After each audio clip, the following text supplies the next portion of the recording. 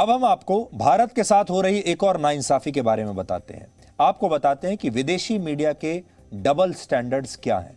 आपने देखा होगा पिछले कुछ दिनों से हमारा देश विदेशी मीडिया के लिए एक नई प्रयोगशाला बन गया है और पूरी दुनिया में हमारे देश की आलोचना हो रही है, हमारे देश की सरकार की आलोचना हो रही है और पूरी दुनिया के बड़े बड़े मैगजीन्स में, बड़े बड़े अखबारों में और अंतर्राष्ट्रीय न्यूज़ चैनल्स पर भारत एक हेडलाइन बना हुआ है।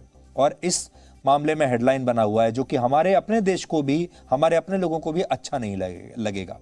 हमारे देश के अस्पताल, हमारे देश की शमशान घाट, जलती हुई चिताएं, लाशों की कतार और ऑक्सीजन के लिए इधर उधर भटकते मरीजों की तस्वीरें आजकल विदेशी अखबारों के पहले पन्ने पर छप रही हैं और कई न्यूज़ चैनल्स, अंतर्राष्ट्रीय न्यूज़ चैनल्स हमारे देश के अस्पतालों में ज़बरदस्ती घुसकर मरीजों का हाल दुनिया को बता रहे हैं और बता रहे हैं कि भारत की स्थिति कितनी खराब है, भारत कितना कमज़ोर है और भारत कैसे अब अपने घुटनों पर आ चुका है।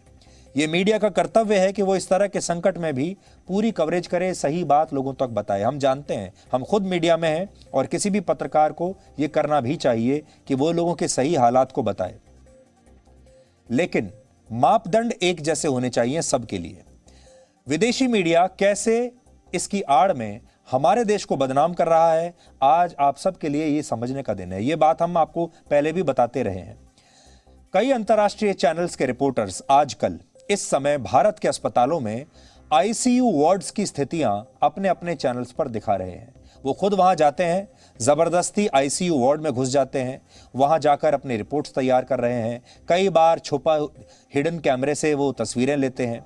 लेकिन हमारा सवाल ये है कि जब इसी तरह के हालात अमेरिका में थे, जब इसी तरह के हालात ब्रिटेन में थे, यूरोप के बड़े बड़े देशों में सैकड़ों लोग हर रोज, हजारों लोग हर रोज मर रहे थे, तब इन सारे अंतर्राष्ट्रीय चैनलों की रिपोर्टिंग टीम वहां के अस्पतालों में कभी क्यों नहीं गई और क्यों तब इन्होंने अपने देश के आईसीयू वार्ड्स का हाल लोगों को नहीं बताया?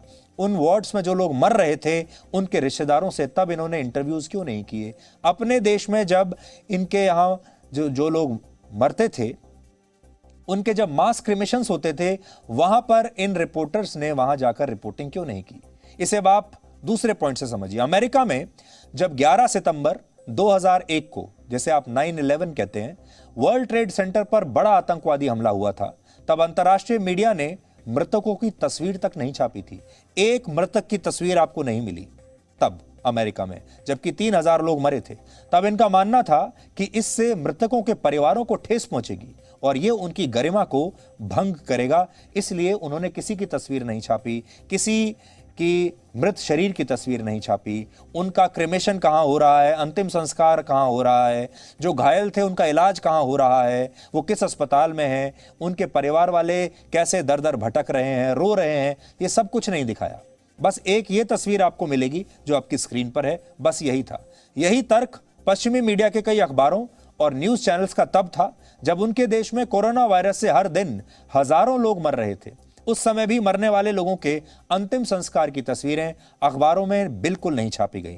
और इन देशों में यह भी एक परंपरा है कि वो अपने सैनिकों के शवों को भी कभी नहीं दिखाते। जब उनके सैनिक कहीं मारे जाते हैं किसी ऑपरेशन में, तब वो उनकी जो बॉडीज हैं उनकी तस्वीरें भी कभी नहीं दिखाते। लेकिन जब बात भारत की आई तो ये सारे अखबार और न्यूज़ चैनल गिद्ध की तरह हम पर टूट पड़े।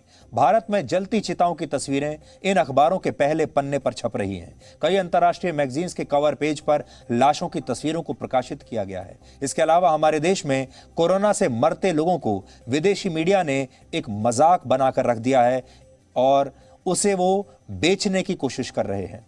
महत्वपूर्ण बात यह है कि पश्चिमी देशों ने हिंदू रीति रिवाजों में अंतिम संस्कार की क्रिया को एक कौतूहल के नजर से देखा है हमेशा से। हमारे हिंदू जो संस्कार हैं उन्हें वो बड़े कौतूहल की नजर से देखते हैं, उसमें एक मिस्ट्री देखते हैं।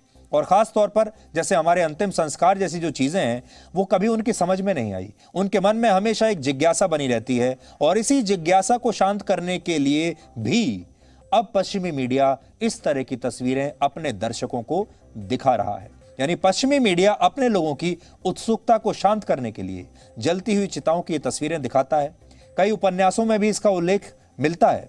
लेकिन ऐसा करते हुए पश्चिमी देशों का मीडिया यह भूल जाता है कि अंतिम संस्कार की क्रिया किसी भी परिवार के लिए बहुत निजी बहुत पर्सनल और बहुत ही कठिन क्षण होता है। इसलिए इन तस्वीरों से अपने लोगों की उत्सुकता को शांत करना, अपनी मैगजीन को बेचने की कोशिश करना, अपने न्यूज़ चैनल्स के लिए ज़्यादा दर्शक जुटाना, ये जायज़ कभी नहीं हो सकता। पश्चिमी मीडिया को यह समझना चाहिए कि जो गरिमा और सम्मान वो अपने लोगों को मरने के बाद देते हैं, वैसा ही सम्मान हमारे देश के लोगों को भी मिलना चाहिए। बहुत सारे लोग आज आपसे ये कहेंगे कि पश्चिमी देशों में भी, अमेरिका में भी ऐसी तस्वीरें आई हैं जहां पर बड़ी संख्या में लोगों को दफनाया जा रहा है। हम जानते हैं कुछ तस्वीरें ऐसी हैं जो कि ड्रोन कैमरे से ली गई हैं, कुछ तस्वीरें ऐसी मिलती है जो बहुत दूर से ली गई हैं। आज हमारा मानना यह है कि ये सारे लोग आज हमारे अस्पतालों में घुसे हुए हैं, रोते हुए रिश्तेदारों की तस्वीरें दिखाते हैं, उनसे इंटरव्यू लेते हैं, उनसे कहते हैं अपने देश की आलोचना कीजिए, अपनी सरकार को गालियां दीजिए, अपने सिस्टम को गालियां दीजिए।